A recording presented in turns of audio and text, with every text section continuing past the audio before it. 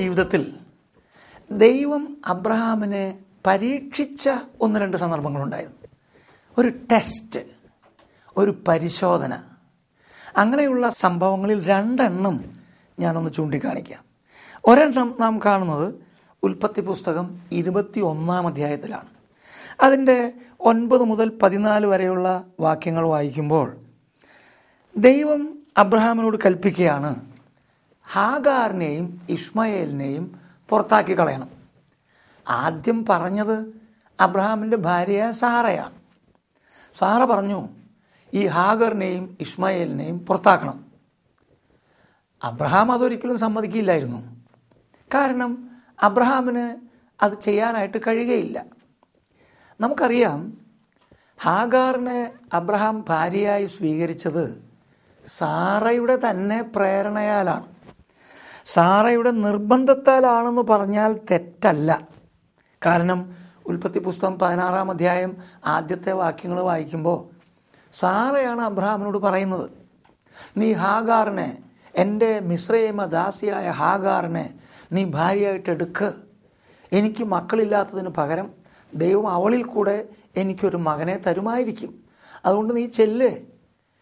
അവിടെ അബ്രഹാം സാറായുടെ വാക്കുകളെ അനുസരിച്ചു എന്ന് നമ്മൾ വായിക്കുന്നുണ്ട്.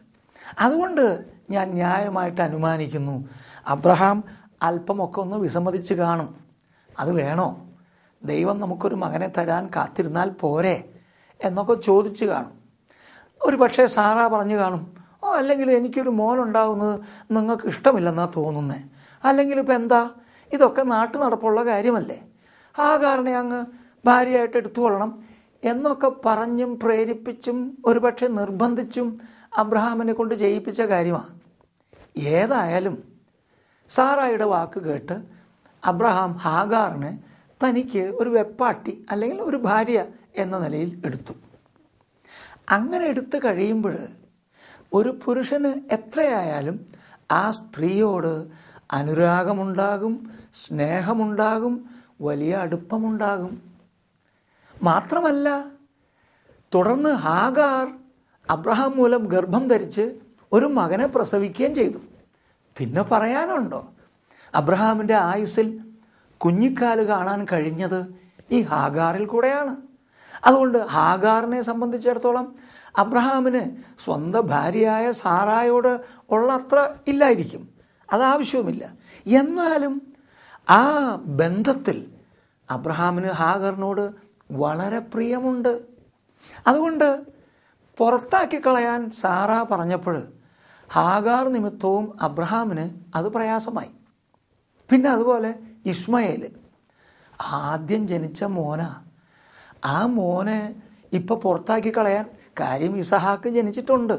എന്നിരുന്നാലും ഈ ആദ്യജാതൻ എന്ന് വിളിക്കാവുന്ന ആ ഇഷ്മയേലിനെ പുറത്താക്കി കളയേ വേദനാജനകമായ കാര്യമല്ലേ. തന്നെയല്ല, അബ്രഹാമിന് ഇഷ്മയേലിനോട് എന്തുമാത്രം സന്തോഷവും സ്നേഹവും അടുപ്പവും ഉണ്ടായിരുന്നു എന്നുള്ളത് വെളിപ്പെടുത്തുന്നതായ ഒരു കാര്യം നാം വായിക്കുന്നുണ്ട്. ഉൽപ്പത്തി 17:18 വായിക്കുന്നത്. അതിൻ്റെ പശ്ചാത്തലം, ദൈവം വന്ന് അബ്രഹാമിനോട് പറഞ്ഞു, ഇഷ്മയേൽ നിനക്കുണ്ട്, ഞാൻ അവനെ ഒരു വലിയ ജാതിയൊക്കെ ആക്കും, എങ്കിലും നിൻ്റെ ഭാര്യയായ സാറ നിനക്കൊരു മകനെ പ്രസവിക്കും എന്ന് പറഞ്ഞു. അത് പറഞ്ഞപ്പോൾ അബ്രഹാമിൻ്റെ മറുപടി, ദൈവമേ, ഇഷ്മയേൽ നിൻ്റെ മുൻപാകെ ജീവിച്ചിരുന്നാൽ മതി, വേറൊരു മകൻ വേണ്ട എന്നല്ല പറഞ്ഞതിൻ്റെ അർത്ഥം. ആ പറഞ്ഞതിൻ്റെ ഉദ്ദേശം, ഇനിയിപ്പോൾ എനിക്ക് വേറെ ഒരു മകനെ നീ തന്നില്ലെങ്കിലും എനിക്കൊരു പരാതിയുമില്ല, പക്ഷേ ഇഷ്മയേൽ ആരോഗ്യത്തോടെ നിൻ്റെ മുൻപാകെ ജീവിച്ചിരിക്കണം. ആ അബ്രഹാമിൻ്റെ ഹൃദയം ഇഷ്മയേലിനോട് എന്തുമാത്രം പറ്റിയിരുന്നു എന്ന് നമുക്കതിനാൽ മനസ്സിലാക്കാൻ തക്കവണ്ണം സാധിക്കും. ഇപ്പോൾ സാറ പറയുന്നു ഈ ഹാഗറിനെയും ഇഷ്മയേലിനെയും പുറത്താക്കാൻ. ഇതെങ്ങനെ സാധിക്കും? അത് വളരെ പ്രയാസമുള്ള കാര്യമാണ്. എന്നാൽ ദൈവം അബ്രഹാമിനെ പരീക്ഷിച്ചപ്പോൾ ആ പരീക്ഷയിൽ അബ്രഹാം ജയശ്രീലാളിതനായിട്ട് വന്നു. കാരണം തൻ്റെ ഭാര്യയായ സാറ പറഞ്ഞതുകൊണ്ട് താനത് ചെയ്യുമായിരുന്നില്ലെങ്കിലും ദൈവം അബ്രഹാമിനോട് പറഞ്ഞു, ഈ കാര്യത്തിൽ നിൻ്റെ ഭാര്യ സാറയുടെ വാക്ക് നീ കേൾക്കുക, ദാസിയെയും മകനെയും പുറത്താക്കിക്കൊള്ളുക, അവനെയും ഞാൻ വലിയൊരു ജാതിയാക്കും എന്ന് ദൈവം പറഞ്ഞു. ദൈവം പറഞ്ഞു, അബ്രഹാം അത് നിർവഹിക്കുന്നതായിട്ട് കാണാൻ സാധിക്കും. അത് ആ നടന്നത് എങ്ങനെയൊക്കെയാ എന്നൊന്നും വിശദീകരിക്കുന്നില്ല കേട്ടോ. എങ്കിലും അത് ഊഹിച്ചെടുക്കാൻ വലിയ പ്രയാസമൊന്നുമില്ല. കാരണം പെട്ടെന്ന് അങ്ങ് നേരം വെളുത്തപ്പോൾ അവരോട് പൊക്കോ, ഗെറ്റ് ഔട്ട് എന്ന് പറയല്ലോ. താൻ പ്രിയം വെച്ച്, താൻ സ്നേഹിച്ച്, താൻ ഭാര്യയായിട്ട് സ്വീകരിച്ച ആ ഹാഗാറും താൻ ഏറ്റവും പ്രിയപ്പെട്ട മകനുമല്ലേ. ഞാൻ വിചാരിക്കുന്നത് ആ രാത്രി ദൈവം സംസാരിച്ച ശേഷം അബ്രഹാം ഹാഗാറിൻ്റെ അടുക്കൽ ചെന്ന് കാണും. ഹാഗാർ വിചാരിച്ചിരിക്കും, ഇന്ന് രാത്രി എൻ്റെ കൂടെ ചിലവഴിക്കാൻ വരിക, വലിയ സന്തോഷം. പക്ഷെ ചെന്ന് കഴിഞ്ഞ്, ഹാഗാറെ, നീയും ഇഷ്മയേലും നാളെ രാവിലെ ഈ വീട് വിട്ട് പുറത്തു പോകണം. പാവം സ്ത്രീ അത് ഗൗരവത്തോടെ പറയുന്നതാണെന്ന് വിചാരിച്ച് കാണില്ല. അതുകൊണ്ട് അല്പസ്വല്പം പ്രേമത്തിലുള്ള പറച്ചിലായിരിക്കും എന്ന് വിചാരിച്ചു, പോകും പോകും, പിന്നെ കുറേ പോകും എന്നൊക്കെ വലതും പറഞ്ഞു കാണും. പക്ഷേ പിന്നെ അബ്രഹാം പറയുന്നു, അല്ല, നിങ്ങൾ പോകണം. അപ്പോഴായിരിക്കും, ഗൗരവമായിട്ടാണോ ഈ പറയുന്നത്? അതെ, ഗൗരവമായിട്ടാണ് ഈ പറയുന്നത്. അതെന്താ? ഞങ്ങൾ ചെയ്ത തെറ്റെന്താ? ഞാൻ എന്ത് കുറ്റം ചെയ്തു? നിങ്ങൾ ആവശ്യപ്പെട്ടപ്പോൾ നിങ്ങളുടെ ഭാര്യയായിരിക്കാൻ തക്കവണ്ണം ഞാൻ വിധേയപ്പെട്ടു. അതാണോ ഞാൻ ചെയ്ത തെറ്റ്? നിങ്ങൾക്ക് മക്കളില്ലാതിരുന്ന അവസ്ഥയിൽ നിങ്ങൾക്കൊരു ആൺകുഞ്ഞിനെ ഞാൻ പ്രസവിച്ചു. അതാണോ ഞാൻ ചെയ്ത തെറ്റ്? ഞങ്ങളങ്ങനെ പുറത്താക്കി കളയല്ലേ. അയ്യോ, യജമാനത്തിക്ക് ഞാൻ കൂടുതൽ കീഴ്പ്പെട്ടിരുന്നോളാം, ഞങ്ങളെ വിടല്ലേ. അങ്ങയുടെ മകൻ ഇഷ്മയേലെ എവിടെയെങ്കിലും പോയി നശിച്ചു പോകുന്നത് നിങ്ങൾക്ക് സങ്കടമില്ലേ? ദയവായിട്ട് അങ്ങനെ ചെയ്യല്ലേ എന്നൊക്കെ ആ സ്ത്രീ കരഞ്ഞു പറഞ്ഞു കാണും. അബ്രഹാം ആണെങ്കിൽ വളരെ ദയാദാക്ഷിണ്യമുള്ള ഒരു പുരുഷനാണ്, സ്നേഹവായ്പുള്ള ഒരു മനുഷ്യനാണ്, ഹൃദയം അലിയുന്നവനായ ഒരു വ്യക്തിയാണ് അബ്രഹാം. ഇവളുടെ കരച്ചിലും ഇവളുടെ അഭയയാചനയും കേട്ട് തൻ്റെ ഉള്ളു ഉരുകിക്കാണും. പക്ഷേ അതിനേക്കാൾ വലുതാണ് ദൈവത്തിൻ്റെ കൽപ്പന. ദൈവം അങ്ങനെ കൽപ്പിച്ചിരിക്കാൻ അബ്രഹാമിനത് ചെയ്തേ നിവൃത്തിയുള്ളൂ. അതുകൊണ്ട് മറ്റൊന്നും നോക്കാതെ അബ്രഹാം പറഞ്ഞു, ഹാഗരെ, ഇഷ്മയേലിനെയും കൊണ്ട് നീ നാളെ രാവിലെ പോയേ പറ്റൂ. ദൈവം അങ്ങനെ കൽപ്പിച്ചിരിക്കുകയാണ്. ആ പാവം ഒത്തിരി കരഞ്ഞു കാണും, കുറേ കണ്ണുനീരൊഴുക്കി കാണും. ഇങ്ങനെ കഠിനമായൊരു മനുഷ്യനാണോ നിങ്ങൾ? നാളതുവരെ കാണിച്ചതായ സ്നേഹമൊക്കെ വെറും ജാടയായിരുന്നോ? വെറും കാണിക്കൽ മാത്രമായിരുന്നോ? ഇത്ര ക്രൂരമായിട്ട് ഞങ്ങളോട് ഇടപെടുകയാണോ? എന്തെല്ലാം കാര്യങ്ങൾ അവൾ പറഞ്ഞു കാണും. അബ്രഹാം യാതൊരു ചഞ്ചലവും കാണിച്ചില്ല. കാരണം വേറൊന്നുമല്ല, ദൈവകൽപ്പന അനുസരിച്ചേ മതിയാവൂ, അതിനപ്പുറത്ത് വേറെ ഒന്നുമില്ല. പിറ്റേ ദിവസം രാവിലെ ഒരു തുരുത്തി വെള്ളവും അപ്പവും കൊടുത്ത് ആ ഹാഗാറിനെയും ഇഷ്മയേലിനെയും യാത്ര അയക്കുകയാണ്. ഞാനപ്പോഴെൻ്റെ മനസ്സിലിങ്ങനെ കുറേയൊക്കെ ഊഹിച്ച് പഠിക്കുന്നതിനാൽ കാര്യങ്ങളുള്ള അവസ്ഥയിൽ മനസ്സിലാക്കാൻ നമുക്ക് സാധിക്കും. ഇസ്മായേൽ എന്ന പയ്യൻ, അവനിപ്പോൾ ഇതിൻ്റെ ഗൗരവമൊന്നും മനസ്സിലായി കാണില്ല. അവനമ്മ നമുക്ക് പോകണം, യാത്ര പോകണമെന്ന് പറഞ്ഞു അവൻ പുറപ്പെടുന്നു. അപ്പോൾ വെള്ളം തുരുത്തിയിലെടുക്കുന്നു, അപ്പമുണ്ട്, ദീർഘയാത്രയാണല്ലോ, പിതാവ് കൂടെ വരുന്നുമില്ല. അവനൊരു പക്ഷേ ചോദിച്ചു കാണും, അമ്മേ അതെന്താ അപ്പൻ കൂടെ വരാത്ത? അപ്പൻ എന്നോ ഡാഡി എന്നോ പപ്പ എന്നോ അന്നത്തെ വിളി രീതി എന്തോ അത്. എന്താ പിതാവ് കൂടെ വരാത്ത? നമ്മൾ ദൂരയാത്ര പോകുന്ന പോലെ ഉണ്ടല്ലോ. ദൂരയാത്രയാ, പിതാവൊന്നും വരുന്നില്ല. ഒരു പക്ഷേ ആ പയ്യൻ ഇങ്ങനെയും പറഞ്ഞു കാണും, അപ്പനില്ലെങ്കിൽ ഞാനും ഇല്ല, ഞാൻ വീട്ടിലേക്ക് തിരിച്ചു പോവുക എന്ന് പറഞ്ഞു കാണും. ഹാഗാറിനറിയാം, അവൻ തിരിച്ചു ചെന്നാലും അവിടെ സ്വീകരിക്കപ്പെടുകയില്ല. ഒരു പക്ഷേ അവൾ അവൻ്റെ കൈ പിടിച്ച് നീ എൻ്റെ കൂടെ വന്നാൽ മതി, വേറെ വലിയ കാര്യമൊന്നും അറിയണ്ട എന്നോ മറ്റോ പറഞ്ഞായിരിക്കും അങ്ങ് പോവുക. പക്ഷെ ആ യാത്ര ഒന്ന് ഓർത്ത് നോക്കൂ. ആ സ്ത്രീ, കാര്യം അവളൊരു മിസ്രൈമ ദാസിയാ, എങ്കിലും അവളൊരു അമ്മയാ. അവൾ പ്രസവിച്ച മോനെയും കൊണ്ട് പോകുക. ഈ തുരുത്തിയിലെ വെള്ളവും ഈ അപ്പവും തീർന്നു കഴിഞ്ഞാൽ പിന്നെ ഏതുമില്ല, ആരുമില്ല അവരെ നോക്കാൻ കൊടുക്കാൻ. അങ്ങനെ പോകുന്ന പോക്ക്. ഒരു പക്ഷേ ഇടയ്ക്കൊക്കെ ഒന്ന് തിരിഞ്ഞു നോക്കിക്കാണും, ഒരു വീണ്ടും വിചാരമുണ്ടായിട്ട് അല്ലെങ്കിൽ പോകണ്ട എന്ന് പറഞ്ഞ് വിളിക്കുമോ എന്നൊക്കെ വിചാരിച്ച് കാണും. യാതൊന്നുമില്ല. അബ്രഹാം അവിടെ നിർനിമേഷനായിട്ട് നോക്കി നിൽക്കുന്നു. ഞാൻ വിചാരിക്കുന്നത് പുറകിൽ കൂടാരവാതിൽക്കൽ നിന്നുകൊണ്ട് സാറാ ചിലപ്പോൾ ഈ തിരിഞ്ഞു നോക്കുന്ന ഹാഗാറിനോട് പോയിക്കൂടെ എന്നൊക്കെ പറയുന്നുണ്ടായിരുന്നിരിക്കാം. ഏതായാലും ഇപ്പുറത്ത് നിൽക്കുന്ന സാറയുടെയും ദുഃഖിതയായി പോകുന്ന ഹാഗാറിൻ്റെയും മധ്യത്തിൽ ആ അബ്രഹാം എന്ന ദൈവത്തിൻ്റെ ഭൃത്യൻ ദൈവത്തിൻ്റെ കൽപ്പന അനുസരിച്ചു എന്നുള്ള ചാരിതാർത്ഥ്യത്തിൽ നിലകൊള്ളുകയാണ്. വേദനാജനകമാണെങ്കിലും അതതുപോലെ അനുസരിച്ച ദൈവത്തിൻ്റെ ഭൃത്യൻ. ഞാൻ എൻ്റെ മനസ്സിൽ ഇങ്ങനെ ആലോചിച്ചു, സ്വർഗത്തിലെ ദൈവം എന്തുമാത്രം അഭിമാനിച്ചു കാണും. മാനുഷിക ഭാഷയിൽ ഞാൻ പറയുക, ദൈവം ഒരു പക്ഷേ ഗബ്രിയേലേ, മിഖായേലേ, ദാ നോക്കൂ എൻ്റെ ദാസനായ അബ്രഹാം, കഠിനമായൊരു കാര്യമാണ് ഞാൻ അവനോട് പറഞ്ഞത്, എന്നാലും അവൻ വിസമ്മതിക്കാതെ അത് ചെയ്യുവാൻ തക്കവണ്ണം പോകുന്നു.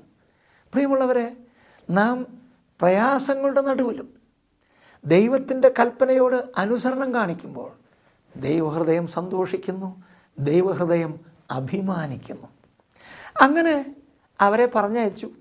എനിക്ക് വിചാരമുള്ളത്, ആദ്യമൊക്കെ പയ്യൻ എവിടെയാണാവോ, എന്തായി തീർന്നു ആവോ എന്നൊക്കെയുള്ള ദുഃഖമുണ്ടാകും. എങ്കിലും ഇസഹാക്ക് ഉണ്ട്. ഇസഹാക്കിൻ്റെ കളിയും ചിരിയും അവൻ്റെ വികൃതികളും കുസൃതികളും അവൻ്റെ പോക്കും വരവൊക്കെ കണ്ട് അതിലങ്ങ് ആകൃഷ്ടനായിട്ട് ഇഷ്മായേലിനെയും ഹാഗാറിനെയൊക്കെ മറക്കത്തക്കതായ ഒരു സ്ഥിതിയിലേക്ക് അബ്രഹാം വരികയായിരുന്നു. ഇതായിരിക്കും ദൈവത്തിൻ്റെ ഇഷ്ടം. ഞാൻ ഇനിയിപ്പം ഇഷ്മായേലിനെ ഓർത്തുകൊണ്ടിരുന്നിട്ട് എന്ത് കാര്യം? ദൈവത്തിൻ്റെ ഉദ്ദേശം ഞാൻ ഇനി ഇസഹാക്കിൽ തന്നെ എൻ്റെ എല്ലാ വാത്സല്യവും അർപ്പിച്ച് കഴിയണമെന്നായിരിക്കും. എന്നാൽ അങ്ങനെ ആകട്ടെ എന്നൊക്കെയുള്ള നിലയിൽ ഇസഹാക്കിനോടുള്ള ബന്ധത്തിൽ ജീവിതത്തിന് അർത്ഥം കണ്ടുകൊണ്ട് മുൻപോട്ട് പോകുമ്പോഴാണ് ദോ വരുന്നു രണ്ടാമത്തെ പരിശോധന, ആറ്റം ബോംബ് പോലെയുള്ള പരിശോധന. 22-ാം അധ്യായത്തിലാണ് അത് നാം വായിക്കുന്നത്.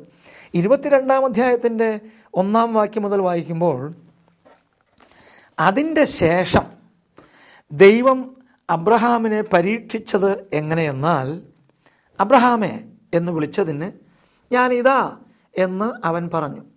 അപ്പോൾ അവൻ, നിന്റെ മകനെ, നീ സ്നേഹിക്കുന്ന നിന്റെ ഏകജാതനായ ഇസഹാക്കിനെ തന്നെ കൂട്ടിക്കൊണ്ട് മോരിയാദേശത്ത് ചെന്ന് അവിടെ ഞാൻ നിന്നോട് കൽപ്പിക്കുന്ന ഒരു മലയിൽ അവനെ ഹോമയാഗം കഴിക്കുക എന്ന് അരുളി ചെയ്തു. ഇതെന്തൊരു ഭയങ്കരമായ പരീക്ഷയാ! മകനെ കൊണ്ടുപോയി കൊന്ന് യാഗം കഴിക്കാൻ, മൃഗത്തെ അല്ല, സ്വന്തം മകനെ, ഇനി ശേഷിക്കുന്ന ഏക മകനെ, തൻ്റെ പ്രിയപ്പെട്ട ഇസഹാക്കിനെ, അവനെ അറുത്ത് മുറിച്ച് യാഗമായി അർപ്പിക്കാൻ. ഇത് വല്ലാത്തൊരു കൽപ്പനയാണ്. ഒരു മനുഷ്യൻ എന്ന നിലയിൽ ജഡത്തിൽ നിന്ന് അബ്രഹാമിൻ്റെ ഒരുപാട് ചോദ്യങ്ങൾ വേണമെങ്കിൽ ഉയരാമായിരുന്നു. അബ്രഹാം അങ്ങനെ ചോദിച്ചു എന്നല്ല കേട്ടോ, അബ്രഹാം ചോദിച്ചില്ല. പക്ഷേ മാനുഷികമായിട്ട് അങ്ങനെ ചോദിച്ചു പോകാമായിരുന്നു. ദൈവമേ, എന്ത് കൽപ്പനയാണ് നീ എനിക്ക് തരുന്നത്? ഒരു മനുഷ്യ പിതാവിനെ എങ്ങനെ ചെയ്യാൻ സാധിക്കും? എൻ്റെ മകനെ ഞാൻ എൻ്റെ സ്വന്തം കൈകൊണ്ട് അറുത്ത് അവനെ യാഗമായി അർപ്പിക്കുക, ഇത് ആർക്ക് സാധിക്കും? അസാധ്യമായ കാര്യമാണ് അവിടുന്ന് കൽപ്പിക്കുന്നത്. ഇതൊരു ഭയങ്കര സംഭവമാണല്ലോ. മകനുണ്ടാകുമെന്നുള്ള ആശ എൻ്റെ ജീവിതത്തിൽ നിന്ന് അകന്നു പോയതായിരുന്നു. അങ്ങനെ ഒരു സ്വപ്നം പോലും ഇല്ലാതിരിക്കുന്ന അവസ്ഥയിൽ എന്നെ വിളിച്ചുണർത്തി, ഞാൻ നിനക്കൊരു മകനെ തരും, നിൻ്റെ ഭാര്യയായ സാറ ഒരു മകനെ പ്രസവിക്കും എന്നൊക്കെ പറഞ്ഞ് എൻ്റെ ആശയെ ഉണർത്തി എനിക്കൊരു മകനെ തന്നിട്ട് ഇപ്പോൾ നീ അവനെ കൊണ്ടുപോയി അറുത്ത് യാഗം കഴിക്കാനോ? ഉറങ്ങിക്കിടക്കുന്ന കുഞ്ഞിനെ ഉണർത്തി ഭക്ഷണമില്ലെന്ന് പറയുന്നത് പോലെ ആ കഥ നിങ്ങൾ കേട്ടിട്ടുണ്ട്. അതിങ്ങനെ പറയാറുണ്ട്. പട്ടിണിയുള്ളൊരു വീട്ടിൽ ഉച്ചയ്ക്ക് ആഹാരമൊന്നുമില്ലായിരുന്നു. കുഞ്ഞുങ്ങളൊക്കെ ക്ഷീണിച്ച് കരഞ്ഞും സങ്കടപ്പെട്ടു അങ്ങ് ഉറങ്ങി, അവിടെ ഇവിടെയൊക്കെ കിടന്നുറങ്ങി. അമ്മ അപ്പം വായ്പ കിട്ടുമെന്ന് അറിയാനൊക്കെ പുറത്തു പോയിരിക്കുകയായിരുന്നു. ഒന്നും കിട്ടിയില്ല. എന്നിട്ട് മടങ്ങി വന്നിട്ട് ആ അമ്മ ചെയ്തത്രേ. അങ്ങനെ ഏതെങ്കിലും അമ്മമാർ ചെയ്യുമെന്ന് എനിക്ക് അറിഞ്ഞുകൂടാ. പക്ഷേ ഈ കഥയിൽ പറയുന്നത് ആ അമ്മ വന്ന് ഈ മക്കളെ ഓരോന്നിനെ ഉണർത്തി, മോനെ എഴുന്നേൽക്ക്. അപ്പോൾ വല്ലതും ഉണ്ടാകുമെന്ന് വിചാരിച്ച് അവ കണ്ണ് തുറന്ന് നോക്കുമ്പോൾ ഇന്ന് രാത്രി ആഹരിക്കാൻ ഒന്നുമില്ല കേട്ടോ, ഉറങ്ങിക്കോ എന്ന് പറഞ്ഞാൽ എങ്ങനെ ഇരിക്കും? നമ്മൾ ആരായാലും ചോദിക്കും, എന്തൊരു പ്രാന്തായി ചെയ്യുന്നത്? ആഹാരമില്ലെങ്കിൽ പിന്നെ ഉറങ്ങിയ കുഞ്ഞിനെ അങ്ങ് ഉറങ്ങാൻ വിട്ടാൽ പോരെ? അതിനെ വിളിച്ചുണർത്തിയിട്ട് ആഹാരമില്ലെന്ന് പറയുന്നത് എന്തിനാ? ഒരു പക്ഷേ അബ്രഹാമിന് ചിന്തിക്കാം, ഒരു മകനുണ്ടാകുമെന്നുള്ള ആശ അസ്തമിച്ച ശേഷം, ആ വിഷയസംബന്ധമായി ഉറക്കത്തിലായ ശേഷം എന്നെ വിളിച്ചുണർത്തി ഒരു മകനെ തന്ന് ഇപ്പോൾ ആ മകനെ കൊണ്ടുപോയി യാഗം കഴിക്കാൻ പറഞ്ഞാൽ, ഓ ദൈവമേ, ഇത് സാധ്യമല്ല. ഹൃദയമുള്ള ഒരു പിതാവിന്, ഒരു മനുഷ്യനും, ഭൂതലത്തിലുള്ള ഒരു ജഡവാസമുള്ള വ്യക്തിക്കും ഇത് ചെയ്യാൻ കഴിയില്ല. അബ്രഹാം പറഞ്ഞില്ല. ദൈവം കൽപ്പിച്ചത് വേദനാജനകമായ കാര്യമായിരുന്നെങ്കിലും അബ്രഹാം അതനുസരിച്ചു. അബ്രഹാം ഇസഹാക്കിനെയും കൂട്ടി ദൈവം പറഞ്ഞതായ കാണിച്ചു തരാമെന്ന് പറഞ്ഞ ആ മലയിലേക്ക് അബ്രഹാം നടക്കുന്നതായിട്ട് കാണാൻ സാധിക്കും. എന്തുമാത്രം ദൈവം അബ്രഹാമിൽ അഭിമാനിച്ചു കാണും. തൻ്റെ പ്രിയ ഭൃത്യനിൽ ദൈവം എന്തുമാത്രം കുതുകം കൊണ്ട് കാണും. ദൈവത്തിന് സ്തോത്രം. ആ അബ്രഹാം പോകുന്നതായ യാത്രയിൽ സംഭവിച്ച 1-2 കാര്യങ്ങൾ അതിൻ്റെ ആ ഗൗരവം വെളിപ്പെടുത്തുന്നതായിട്ട് നമുക്ക് കാണാൻ തക്കവണ്ണം സാധിക്കും. ഇസഹാക്കിനെയും കൊണ്ട് അബ്രഹാം പോവുകയാണ്. ആ പോകുന്ന സമയത്ത് ഈ ഉൽപ്പത്തി പുസ്തകം 22-ാം അധ്യായത്തിൻ്റെ 6-8 വാക്യങ്ങൾ ഒരു കാര്യം പറയുന്നുണ്ട്. ഒരേ കാര്യം തന്നെ. അതെന്താണെന്നറിയാമോ? അപ്പനും മകനും ഒരുമിച്ച് നടന്നു. ആ പിതാവും പുത്രനും, അതായത് അബ്രഹാമും ഇസഹാക്കും നടന്നതായ കാര്യം ഒന്ന് നമ്മുടെ ശ്രദ്ധയിലേക്ക് ദൈവാത്മാവ് വെളിപ്പെടുത്തുക, ചൂണ്ടിക്കാണിക്കുക. എന്നിട്ട് പറയാം, നോക്കൂ, ആ പിതാവും ആ മകനും ഒന്നിച്ച് നടക്കുന്നു. അത് ആവർത്തിക്കുക. 6-ാം വാക്യത്തിലും 8-ാം വാക്യത്തിലും.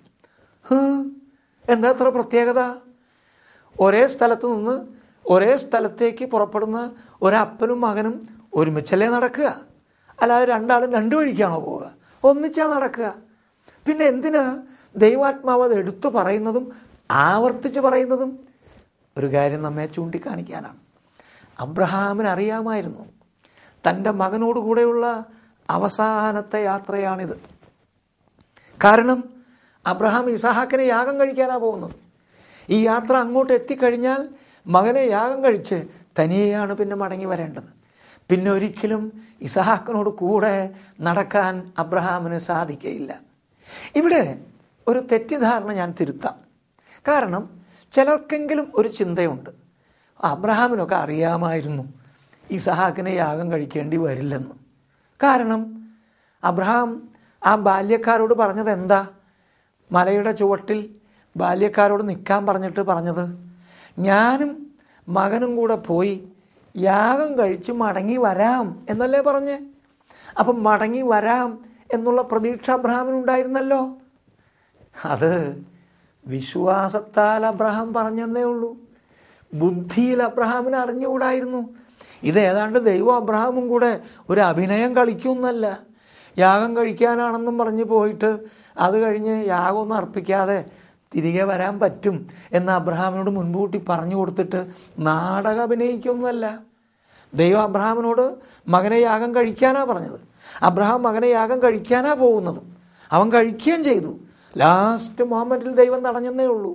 അപ്പോൾ അബ്രഹാമിന് അറിഞ്ഞുകൂടായിരുന്നു താനും മകനും കൂടെ മടങ്ങി വരുമെന്ന്. അവരോട് പറഞ്ഞ വാക്കുകൾ വിശ്വാസത്തിൽ നിന്ന് പറഞ്ഞെന്നേ ഉള്ളൂ. അതല്ലാതെ ശരിക്കും അങ്ങനെ നടക്കും എന്നുള്ള പ്രതീക്ഷയിലല്ല. അതുകൊണ്ട് ദൈവാത്മാവ് ചൂണ്ടിക്കാണിക്കുക. എന്താ ചൂണ്ടിക്കാണിക്കുന്നത്? ആ അപ്പനും മകനും കൂടെ നടക്കുന്ന നടത്തം കണ്ടോ? അവരൊന്നിച്ച് നടക്കുന്നു. എനിക്ക് തോന്നുന്നത് നമുക്ക് ആ കാഴ്ച കാണാൻ കഴിഞ്ഞാൽ നാം കാണുമായിരുന്നു അബ്രഹാം തൻ്റെ മകനോട് കൂടുതൽ ചേർന്ന് നടക്കുക, മുട്ടി ഉരുമിയൊക്കെ നടക്കുക, തോളിലൊക്കെ ഒന്ന് കൈയിട്ടും കവിളത്തൊക്കെ ഒന്ന് നുള്ളിയും ഒരുപക്ഷെ ഒരു ചുമ്മനൊക്കെ കൊടുത്ത് തൻ്റെ വാത്സല്യം മുഴുവനും വെളിപ്പെടുത്തുക.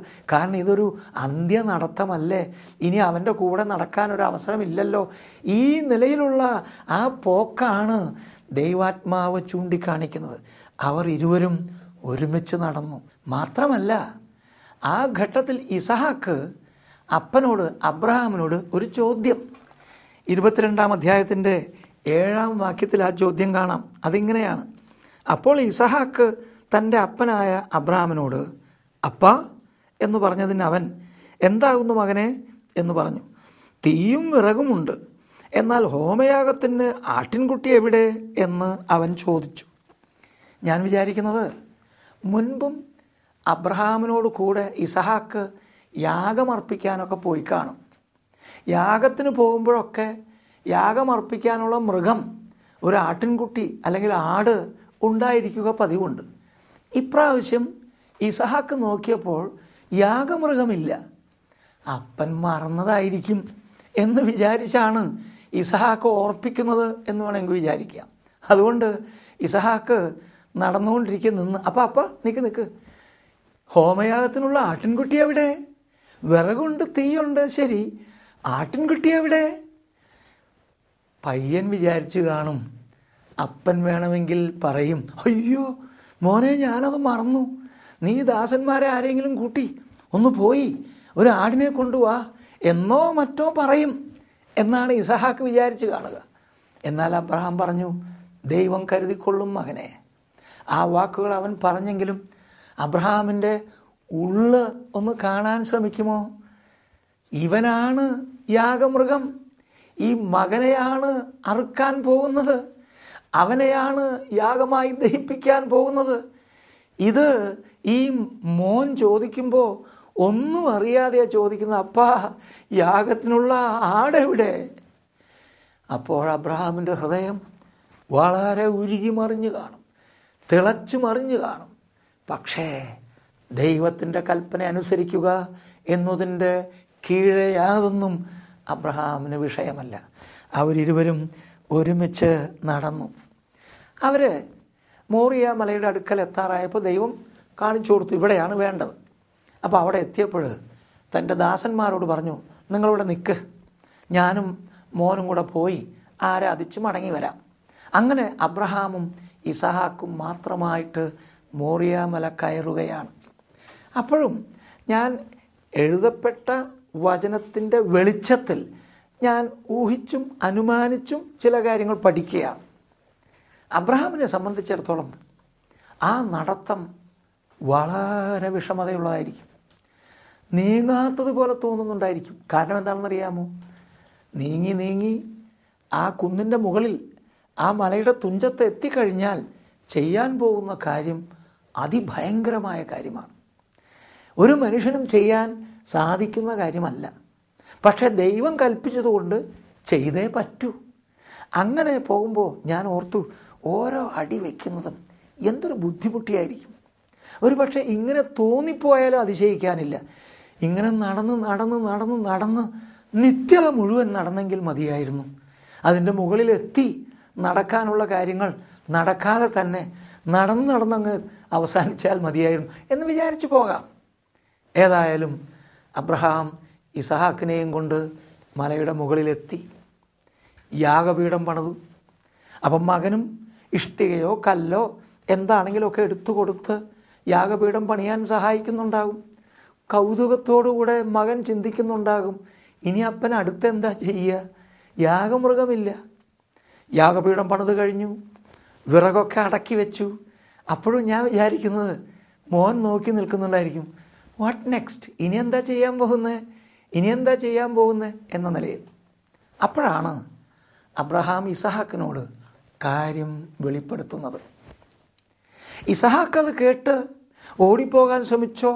അബ്രഹാം അവനെ ബലമായി പിടിച്ച് കെട്ടി യാഗപീഠത്തിൽ വെക്കേണ്ടി വന്നോ?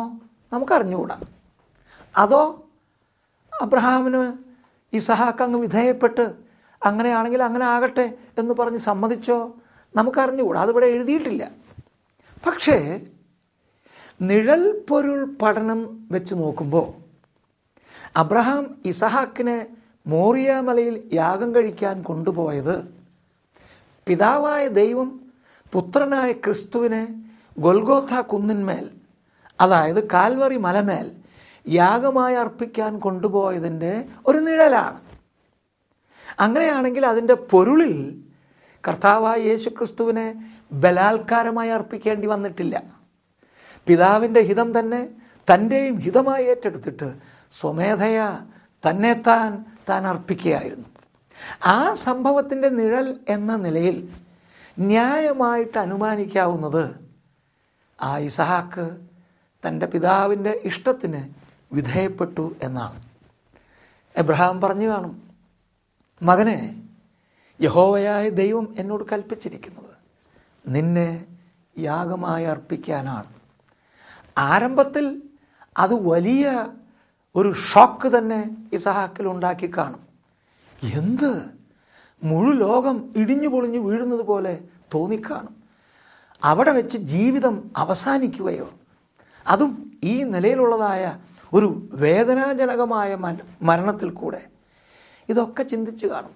പക്ഷെ ഞാൻ വിചാരിക്കുന്നത് ദൈവത്തിൻ്റെ ആത്മാവും ആ ചെറുപ്പക്കാരനിൽ പ്രവർത്തിച്ചിട്ട് അവൻ പറഞ്ഞു കാണും, അപ്പാ, യഹോവ നിന്നോട് അങ്ങനെ കൽപ്പിച്ചിട്ടുണ്ടെങ്കിൽ യഹോവയുടെ ഹിതം നിറവേറ്റിയാട്ടെ എന്ന് പറഞ്ഞ് വിധേയപ്പെട്ടു എന്ന് വിചാരിക്കാനാണ് സാധ്യത.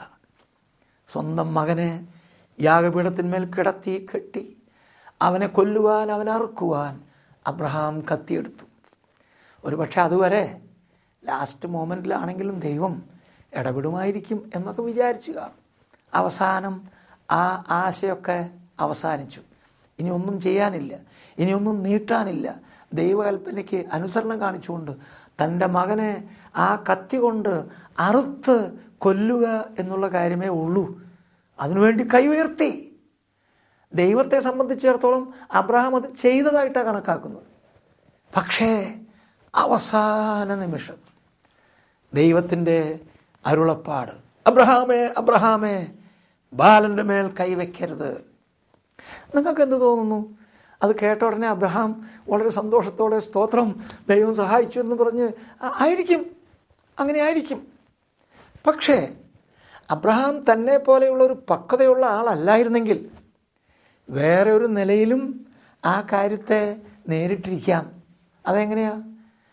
ഇത്ര വികാര വിഭ്രഞ്ജനത്താൽ ഹൃദയം തകർന്ന അവസ്ഥയിൽ ഈ മണിക്കൂറുകളൊക്കെ കടന്നുപോയി അവസാനം ആ ലാസ്റ്റ് മൊമെൻറ്റിൽ അങ്ങനെ പറഞ്ഞപ്പോൾ പെട്ടെന്ന് ഒരു അരിശവും ഒരു ക്ഷോഭമൊക്കെ തോന്നാം. കുറേ മുൻപങ്ങ് പറയാൻ പാടില്ലായിരുന്നു, ഞാൻ ഇത്രമാത്രം വേദനിച്ച്, ഇത്രമാത്രം വിമ്മിഷ്ടപ്പെട്ട്, ഇത്ര കഷ്ടപ്പെട്ട് അവസാന നിമിഷത്തിൽ അബ്രഹാമേ, അബ്രഹാമേ, ബാലൻ്റെ മേൽ കൈവയ്ക്കരുത്, നേരത്തെ പറയാൻ പാടില്ലായിരുന്ന എന്നൊക്കെ ചിന്തിക്കാം. പക്ഷെ നോ, അബ്രഹാം അങ്ങനെയൊന്നും ചിന്തിച്ചില്ല. നമുക്ക് പാഠമാകേണ്ടതിന് ദൈവാത്മാവ് ഇതൊക്കെ വെളിപ്പെടുത്തിയിരിക്കുക. അവന് അറുത്ത് യാഗമായി അർപ്പിക്കാൻ പറഞ്ഞു, അത് ചെയ്യാൻ വേണ്ടി തന്നെ മുതിരുന്നു. അവസാന നിമിഷത്തിൽ തുടരുതെന്ന് പറഞ്ഞു, തൊടുന്നില്ല. That's all. ഒരു ദൈവദാസനെ, ഒരു ദൈവമകനെ സംബന്ധിച്ചിടത്തോളം ദൈവം പറയുന്നത് അപ്പോഴപ്പോഴങ്ങ് അനുസരിച്ചാൽ മതി. അതിനപ്പുറമായി നമ്മുടെ വികാരങ്ങളെ നമുക്കൊരിക്കലും കണക്കിലെടുക്കേണ്ടതില്ല. അബ്രഹാം നമ്മെ അത് പഠിപ്പിക്കുന്നു. അബ്രഹാം തലപൊക്കി നോക്കി, പിൻപുറത്ത് കൊറ്റൻ കൊമ്പ് കാട്ടിൽ പിടിപെട്ട് കിടക്കുന്നത് കണ്ടു. അത് ദൈവത്തിൻ്റെ കരുതലാണ് എന്ന് മനസ്സിലാക്കി ഇസഹാക്കിന് പകരം ആ ആട്ടുകൊറ്റനെ യാഗമായി അർപ്പിച്ചു, ദൈവത്തെ പ്രസാദിപ്പിച്ചു. അബ്രഹാം അവിടെ ആ സ്ഥലത്തിന് യഹോവ ഇരേ എന്ന് പേരിട്ടു. യഹോവ ഇരേ എന്ന് പറഞ്ഞാൽ ദൈവം കരുതുന്നു, ദൈവത്തിൻ്റെ കരുതൽ, കരുതുന്ന ദൈവം എന്നൊക്കെയാണ് അർത്ഥമുള്ളത്. സ്വന്തം മകനായ ഇസഹാക്കിനെ യാഗം കഴിക്കുന്നതിന് പകരം ദൈവത്തിൻ്റെ കരുതലായ ആ ആട്ടുകൊറ്റനെ ഉദ്ദേശിച്ചും കൂടെയാണ് യഹോവ ഇരേ എന്നവിടെ പേരിട്ടത്. മാത്രമല്ല, ആ യഹോവ ഇരേ എന്നുള്ള വാക്ക് 14-ാം വാക്യത്തിൽ വായിക്കുന്നത്, അബ്രഹാം ആ സ്ഥലത്തിന് യഹോവ ഇരേ എന്ന് പേരിട്ടു, യഹോവയുടെ പർവ്വതത്തിൽ അവൻ പ്രത്യക്ഷനാകും എന്ന് ഇന്നുവരെയും പറഞ്ഞു വരുന്നു. ഈ വാക്യം ഒന്ന് ശ്രദ്ധിക്കുക. യഹോവ ഇരേ, ദൈവത്തിൻ്റെ കരുതൽ എന്നർത്ഥം വരുന്ന വാക്ക് ആ സ്ഥലത്തിന് കൊടുത്തിട്ട് പിന്നെ ഒരു സാക്ഷ്യം അവിടെ പറയാം. അതെന്താണെന്നറിയാമോ? ഇതൊക്കെ എഴുതുന്ന കാലത്തും യഹോവ ഇരേ പ്രത്യക്ഷനാകും എന്ന് ഭാവികാലപരമായിട്ട് പറഞ്ഞുകൊണ്ടിരുന്നു എന്ന് പറയുന്നു. എന്താണ് ഈ യഹോവ ഇരേ? ഈ ദൈവകരുതൽ എന്താണ്? ഒരു സംശയവും വേണ്ട. ഒരു ഇസഹാക്കിന് വേണ്ടി ഒരു ആട്ടുകൊറ്റനായിരുന്നു അന്ന് യഹോവ ഇരേ, അല്ലെങ്കിൽ യഹോവയുടെ കരുതൽ എന്ന് വരികിൽ മനുഷ്യവർഗത്തിന് മുഴുവനും വേണ്ടിയുള്ള ദൈവത്തിൻ്റെ കരുതലായിരുന്നു ദൈവകുഞ്ഞാടായ യേശുക്രിസ്തു. ആ യേശുക്രിസ്തു പ്രത്യക്ഷനാകും എന്നാണ് ഈ സംഭവത്തോടുള്ള ബന്ധത്തിൽ പറയുവാൻ ഇടവന്നത്. ആ കാര്യം ഇന്ന് നാം നോക്കുമ്പോൾ ദൈവത്തിൻ്റെ കരുതൽ പ്രത്യക്ഷപ്പെട്ടു എന്ന് നമുക്ക് പറയാൻ സാധിക്കും. ഗൊൽഗോത്ത കുന്നിന്മേൽ, ആ കാൽവറി മലമേൽ ദൈവപുത്രനായ യേശുക്രിസ്തു, ആ ദൈവ കുഞ്ഞാട് നമുക്ക് വേണ്ടി യാഗമായി അർപ്പിക്കപ്പെട്ടപ്പോൾ യഹോവ ഇരേ പ്രത്യക്ഷനായി. വേദ ഭൂമിശാസ്ത്ര പണ്ഡിതന്മാർ പറയുന്നത്, ഒരു കൂട്ടർ പറയുന്നത് മോറിയ മലയും കാൽവറി മലയും ഒന്ന് തന്നെയാണെന്നാണ്. എന്നാൽ അത് അധികം പേര് അംഗീകരിക്കുന്നില്ല. വളരെ അധികം പണ്ഡിതന്മാർ പറയുന്നത് മോറിയ മലയും കാൽവറി മലയും അടുത്തടുത്ത് തന്നെയാണ്, ഒന്നല്ല, പക്ഷെ അടുത്തടുത്ത് തന്നെയാണെന്ന്. എന്തുമാകട്ടെ, ഒരു കാര്യം നമുക്കറിയാം, മോറിയ മലയിൽ അവൻ പ്രത്യക്ഷനാകും എന്ന് യഹോവ ഇരേ എന്ന വെളിച്ചത്തിൽ പറഞ്ഞത് കാൽവറി മലയിൽ അവൻ പ്രത്യക്ഷനായി. ദൈവത്തിൻ്റെ കരുതൽ നമുക്ക് വേണ്ടി പ്രത്യക്ഷനായി. ദൈവത്തിന് സ്തോത്രം. ഇനി ഈ യഹോവ ഇരേ എന്ന് പറഞ്ഞ് അവസാനം അബ്രഹാമും ഇസഹാക്കും കൂടെ ഇറങ്ങി വരികയാണ്. അവരുടെ ആ ഇറങ്ങി വരവ് കയറിപ്പോയതുമായിട്ട് ഞാനൊന്ന് താരതമ്യം ചെയ്യാൻ ശ്രമിച്ചു. കയറിപ്പോകുമ്പോൾ എന്തൊരു തിങ്ങി വിങ്ങിയ മനസ്സാണ് അബ്രഹാമിൻ്റേത്, എന്തൊരു ഹൃദയഭേദകമായ കാര്യമാണ് ചെയ്യേണ്ടത്. അതുകൊണ്ട് പോകുന്ന ഓരോ അടിയും വളരെ ഹൃദയഭാരത്തോടെ, വളരെ വിമ്മിഷ്ടപ്പെട്ടാണ് എടുത്തിരുന്നത്. അങ്ങനെയാണ് കയറിപ്പോയത്. ഇപ്പോഴിറങ്ങി വരുമ്പോഴോ യഹോവയെ പ്രസാദിപ്പിക്കത്തക്കവണ്ണം ഇസഹാക്കിനെ യാഗം അർപ്പിച്ചതായി ദൈവം കണക്കാക്കുകയും ചെയ്യുന്നു.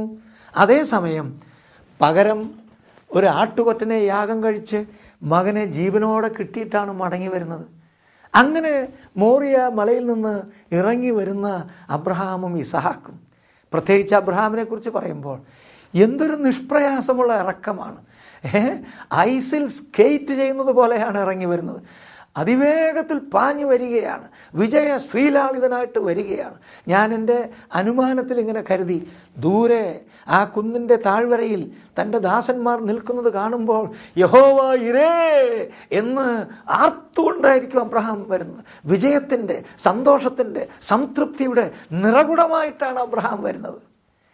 മോറിയ എന്ന പരീക്ഷയുടെ മല മുഴുവൻ കയറിയത് മുഖാന്തരം യഹോവ ഇരേ എന്നുള്ള സത്യം അത് രുചിച്ചറിയുവാൻ, അതിൻ്റെ മധുരം നുകരുവാൻ അബ്രഹാമിന് സാധിച്ചു.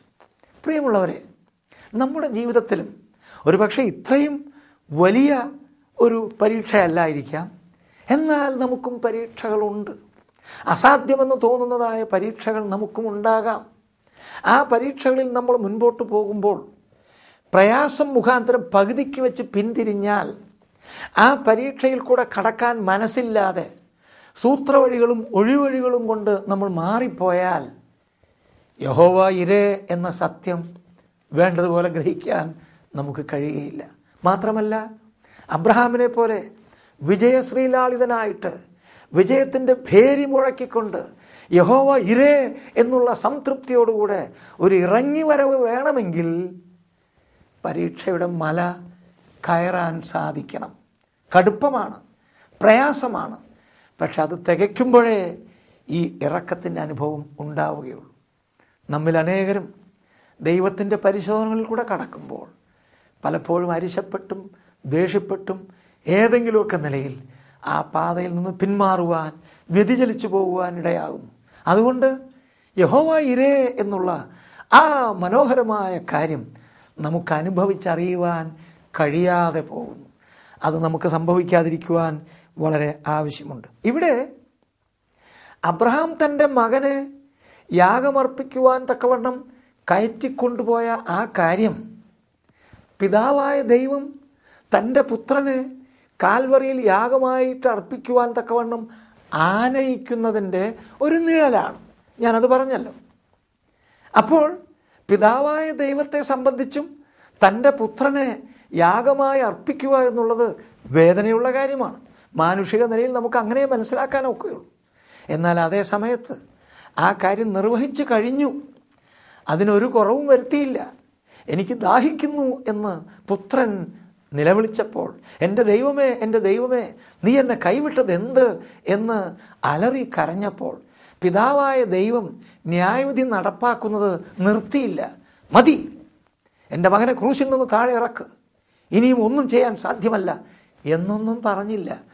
ആ വേദന താൻ സഹിച്ച് ആ കഷ്ടതയിൽ കൂടെ താൻ കടക്കുവാൻ അനുവദിക്കുക തന്നെ ചെയ്തു. പക്ഷെ അതുകൊണ്ട് ഇസഹാക്കിനെ സംബന്ധിച്ചിടത്തോളം മരിക്കാതെ തന്നെ അവനോട് ജീവനോടെ പ്രാപിക്കുവാൻ അബ്രഹാമിന് സാധിച്ചു. എന്നാൽ ദൈവപുത്രനെ സംബന്ധിച്ചിടത്തോളം താൻ മരിച്ചു, തൻ്റെ ജീവനെ താൻ അർപ്പിച്ചു. എങ്കിലും വിജയകരമായ അബ്രഹാമിൻ്റെ മടങ്ങിവരവ് നമുക്ക് കാണാൻ കഴിയുന്നത് കർത്താവായ യേശു ക്രിസ്തു ഉയിർത്തെഴുന്നേറ്റതിൽ കൂടെയാണ്. മരിച്ചവനെങ്കിലും മൂന്നാം നാൾ അജയ്യനായി ഉയിർത്തെഴുന്നേറ്റ് സ്വർഗത്തിലും ഭൂമിയിലും സകല അധികാരവും കൈപ്പറ്റിയവനായി മരണത്തിൻ്റെയും പാതാളത്തിൻ്റെയും താക്കോൽ കരസ്ഥമാക്കിക്കൊണ്ട് ജീവിച്ചിരിക്കുന്നവനായ കർത്താവ്, വിജയ ശ്രീലാളിതനായ കർത്താവ്, മരണത്തിൻ്റെ അധികാരിയായ പിശാചിനെ തൻ്റെ മരണത്താൽ നീക്കി ജീവപര്യന്തം മരണഭീതിയാൽ അടിമകളായിരുന്നവരെ ഒക്കെയും വിടുവിക്കുവാൻ തക്കവണ്ണം ജയ ശ്രീലാളിതനായി തീർന്ന നമ്മുടെ കർത്താവ്, അവൻ്റെ മടക്കയാത്ര, ആ ഉയിർത്തെഴുന്നേൽപ്പ്, അതിൽ കൂടെ കാണുവാൻ തക്കവണ്ണം സാധിക്കും. അബ്രഹാമിനെ സംബന്ധിച്ചിടത്തോളം തൻ്റെ മകനെ ആ നിലയിൽ അർപ്പിച്ചു എന്ന് മാത്രമല്ല, അബ്രഹാമിനെ കുറിച്ചുള്ള ദൈവത്തിൻ്റെ ചില സാക്ഷ്യമൊഴികളും നാം മനസ്സിലാക്കിയാൽ അബ്രഹാമിൻ്റെ ഗുണവിശേഷങ്ങളെ നമുക്ക് ഗ്രഹിക്കുവാൻ സാധിക്കും. അബ്രഹാം താൻ തന്നെ ദൈവത്തെ ഭയപ്പെട്ട് ദൈവത്തിൻ്റെ കൽപ്പനകളെ അനുസരിച്ച് ജീവിക്കുന്നവനാണ്, അങ്ങനെ തന്നെ തുടരും എന്ന് മാത്രമല്ല, ദൈവം ഉൽപ്പത്തി 18:19 പറയുന്നതായ അബ്രഹാമിനെ കുറിച്ചുള്ളൊരു സാക്ഷ്യമുണ്ട്. ഉൽപ്പത്തി 18:19 ദൈവം അബ്രഹാമിനെ കുറിച്ച് പറയുന്നത്, യഹോവ അബ്രഹാമിനെ കുറിച്ച് അരുളി ചെയ്തത് അവന് നിവർത്തിച്ചു കൊടുപ്പാൻ തക്കവണ്ണം അബ്രഹാം തൻ്റെ മക്കളോടും തനിക്ക് പിൻപുള്ള കുടുംബത്തോടും നീതിയും ന്യായവും പ്രവർത്തിച്ചുകൊണ്ട് യഹോവയുടെ വഴിയിൽ നടപ്പാൻ കൽപ്പിക്കേണ്ടതിന് ഞാൻ അവനെ തിരഞ്ഞെടുത്തിരിക്കുന്നു. അബ്രഹാം അങ്ങനെയാണ് ചെയ്യാൻ പോകുന്നത്. താൻ തന്നെ യഹോവയുടെ വഴിയിൽ നടക്കൂ എന്ന് മാത്രമല്ല, തൻ്റെ മക്കളെയും തൻ്റെ കൊച്ചുമക്കളെയും ദൈവഭയത്തിൽ യഹോവയുടെ വഴിയിൽ അവരെ നന്നായി ഭരിച്ച് അബ്രഹാം നടത്തും. അത് ദൈവം തന്നെ പറയുകയാണ്. അബ്രഹാമിൻ്റെ ഗുണവിശേഷങ്ങളിൽ ഒന്ന് അതായിരുന്നു. തൻ്റെ മക്കളെയും ദൈവഭയത്തിൽ വളർത്തുവാൻ അബ്രഹാമിന് സാധിച്ചു. അത് കേവലം ശിക്ഷിച്ചും ഭയപ്പെടുത്തിയും മാത്രമല്ല, തൻ്റെ സ്വന്തം മാതൃക കൊണ്ട് ആ മക്കൾക്ക് അപ്പനെ പിൻപറ്റത്തക്കതായ നിലയിൽ അബ്രഹാം ജീവിച്ചു, സാക്ഷ്യമുള്ളവനായി ജീവിച്ച് ആ മക്കളെയും ആ പാതയിൽ നടത്തി എന്ന് നമുക്ക് കാണുവാൻ തക്കവണ്ണം സാധിക്കും. അതുമാത്രമല്ല, അബ്രഹാമിൻ്റെ ജീവിതത്തിൽ അബ്രഹാമിന് ദൈവത്തോടുള്ള കൂറും അബ്രഹാമിന് ദൈവത്തോടുള്ള ഭക്തിയും വിശ്വാസവും വെളിപ്പെടുത്തുന്ന പല സംഭവങ്ങളുണ്ട്. പ്രത്യേകിച്ച് മക്കളെ ദൈവവഴിയിൽ നടത്തുവാനുള്ള ലക്ഷ്യത്തോടുകൂടെ. നമുക്കറിയാമല്ലോ, ഉൽപ്പത്തി പുസ്തകം 24 മുതിർന്നു കഴിഞ്ഞിരിക്കുന്ന ഇസഹാക്കിന് ഒരു ഭാര്യയെ കൊണ്ടുവരുവാൻ തക്കവണ്ണം അബ്രഹാം തൻ്റെ വിശ്വസ്ത ഭൃത്യനെ അയക്കുകയാണ്. അയക്കുമ്പോൾ പറയുന്നത്, ദേശനിവാസികളായ കന്യകമാരിൽ നിന്ന് ആരെയും എൻ്റെ മകന് ഭാര്യ എടുക്കരുത്. നീ എൻ്റെ പിതൃദേശത്ത് എൻ്റെ ചാർച്ചക്കാരുടെ ഇടയിൽ ചെന്ന് അവിടെ നിന്ന് ഒരു മകളെ എൻ്റെ മകന് ഭാര്യയായി കൊണ്ടുവരണം. അതിലുള്ള ആത്മീയ അർത്ഥം എന്താണെന്നറിയാമോ? കേവലം തൻ്റെ കുടുംബത്തിലും ചാർച്ചയിലും പെട്ടവരിൽ നിന്ന് ഒരു കുട്ടിയാകണം എന്നുള്ളത് മാത്രമല്ല, അതല്ല പ്രധാനം. പിന്നെയോ തൻ്റെ കുടുംബത്തിലും ചാർച്ചയിൽ നിന്നുള്ളവരെന്നുള്ളത് ആത്മീകമായിട്ട് നാം വ്യാഖ്യാനിക്കുമ്പോൾ, ഞാൻ ഭജിക്കുന്ന യഹോവയെ ഭജിക്കുന്നവരിൽ നിന്ന്, ദൈവവിശ്വാസമുള്ള ആ കൂട്ടരിൽ നിന്ന് ഒരു മകളെ എനിക്ക് വേണ്ടി കൊണ്ടുവരണം. ചുറ്റുപാടുമുള്ള ദേശനിവാസികളിൽ നിന്ന്, അന്യദൈവങ്ങളെ ആരാധിക്കുന്നവരുടെ മധ്യത്തിൽ നിന്ന് ഒരു മകളെ എൻ്റെ മകന് വേണ്ടി എടുക്കരുത്. അതുകൊണ്ട് മക്കളെ ദൈവ വഴിയിൽ നടത്തുവാനുള്ള അബ്രഹാമിൻ്റെ ആ വലിയ താല്പര്യം നമുക്കതിൽ കൂടെ കാണുവാൻ തക്കവണ്ണം സാധിക്കും. മാത്രമല്ല, അബ്രഹാമിൻ്റെ ജീവിതത്തിൽ യാത്ര ക്ലേശകരമായിരുന്നു. യാത്ര ചെയ്ത് വാഗ്ദത്ത ദേശത്ത് എത്തി. ഇതുവരെ കൂടാരങ്ങളിലൊക്കെ പാർത്ത് അതിൻ്റേതായ അസൗകര്യങ്ങളൊക്കെ അനുഭവിച്ച് അവസാനം വാഗ്ദത്ത ദേശത്ത് എത്തി. അപ്പോഴെങ്കിലും അവിടെ നല്ല കല്ലോ ഇഷ്ടിയോ ഒക്കെ ഉപയോഗിച്ച് ഒരു നല്ല വീട് പണിത് പാർക്കാം. പക്ഷെ അവിടെയും അബ്രഹാം കൂടാരങ്ങളിലാണ് പാർക്കുന്നത്. വിശ്വാസത്താൽ അബ്രഹാം വാഗ്ദത്ത ദേശത്ത് ഒരു അന്യദേശത്തെന്ന പോലെ കൂടാരങ്ങളിൽ പാർത്തു.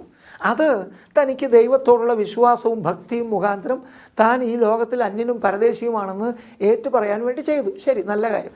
എന്നാൽ അവിടെ ഈ കൂടാരവാസത്തിൽ അബ്രഹാമിൻ്റെ അടുത്ത തലമുറയായ ഇസഹാക്കും അതിൻ്റെ അടുത്ത തലമുറയായ യാക്കോബും കൂടാരവാസത്തിൽ തന്നോടൊപ്പമുണ്ട്. യാക്കോബെങ്കിലും പറഞ്ഞില്ല, എൻ്റെ വല്യപ്പച്ചൻ പ്രായമായത് മുഖാന്തരം ഇപ്പോൾ ബുദ്ധി ശരിക്കല്ല, ഇത്രകാലം കൂടാരങ്ങളിൽ പാർത്തത് മനസ്സിലാക്കാം. വാഗ്ദത്ത ദേശത്ത് എത്തിക്കഴിഞ്ഞിട്ടും പിന്നെ ഈ കൂടാരത്തിൽ പാർക്കേണ്ട കാര്യം എന്താ?